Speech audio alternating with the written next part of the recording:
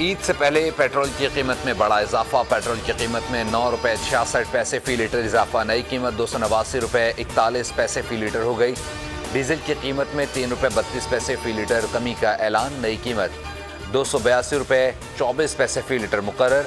वजारत खजाना ने पेट्रोलियम मसनूआत की नई कीमतों का नोटिफिकेशन जारी कर दिया। नई कीमतों का इतलाक आइंदा 15 दिनों तक नाफिजुल अमल रहेगा।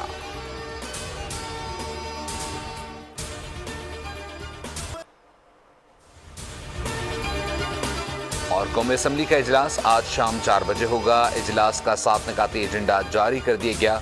2 तवज्जो दिलाओ नोटिस शामिल हैं। ओवरसीज एम्प्लॉयमेंट कॉरपोरेशन के बैरून मुल्क अफरादी क़ुव्वत भेजने वाले एजेंट्स के खिलाफ कार्रवाई में नाकामी पर तवज्जो दिलाओ नोटिस भी एजेंडे का हिस्सा है।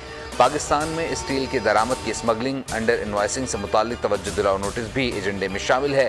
वज़ीर ख़ारजा इसहाक डार ऑर्डिनेंस 2024 ऐवान में पेश करेंगे। वज़ीर ख़जाना NF अवार्ड पर अमल दरामद से मुताल्लिक रिपोर्ट पेश करेंगे।